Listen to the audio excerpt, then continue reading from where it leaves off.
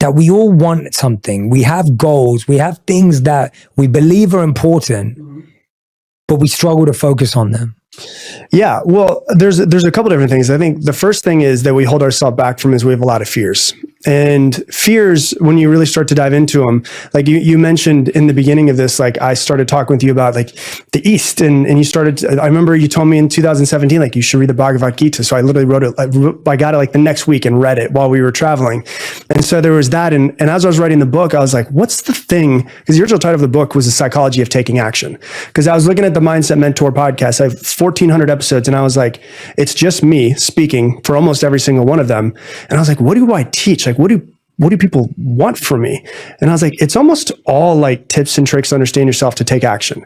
Because everybody who's listening to a podcast has the awareness of, I want to improve, I want to get better, I want something different, but how do I do it? And so I started saying, okay, if taking action is what the book's going to be about, like, why don't people take action in the first place? And one of the things that pops up for people is fear. Like there's some sort of fear that pops up for them. And I had a conversation with one of my friends who went and lived in the tribe with a tribe, a native Brazilian tribe in the middle of Brazil. And so he had to fly into a town. He had to hop on a boat and go for 2 days on a boat in the middle of nowhere. And he started talking to me about these things that he called primal fears and intellectual fears. So like a primal fear is pain or death is attached to it. And we don't really come up with too many primal fears in our life nowadays. Intellectual fear is like what we deal with all day long, which is, you know, the fear of rejection, the fear of failure, the fear of not being accepted, the fear of success. We all have these fears, and all of these fears are made up in our minds. And so I was listening to, I'm pretty sure it was Sadhguru I was listening to. And I was like, I put on, and I was driving around in Sedona as I was writing the book. I was there just to try to get my whole mind together. I was by myself writing it. And I was like looking at fears and trying to figure them out. And one thing that he said that like really hit me more than anything else is, okay, I've identified my fears. And the next thing is, well, how do I overcome these fears? And if it's an intellectual fear, the fears that exist in our minds is you can't overcome something that doesn't exist.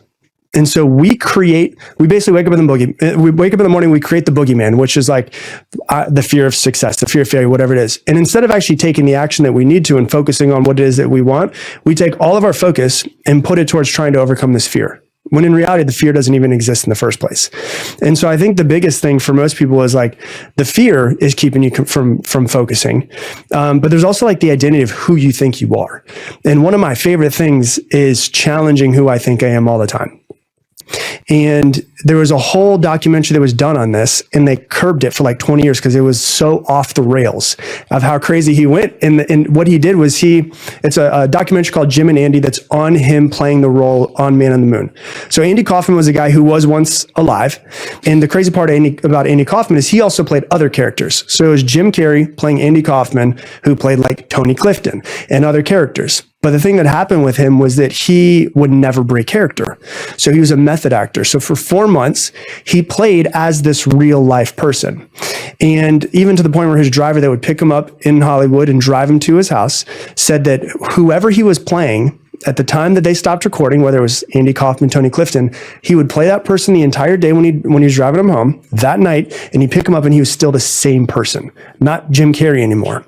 And so what happened was he ended up like, and it gets kind of crazy, where he ends up doing therapy sessions with Andy Kaufman's real daughter and his family to like help them overcome his sudden death. And so what happens is they stopped recording 4 months later, and he's like, I don't know who I am. And he lost who he was. And he's like, I don't know my beliefs. I don't know what makes me happy, what makes me sad, what pisses me off anymore. He's like, I've kind of just lost who Jim Carrey is.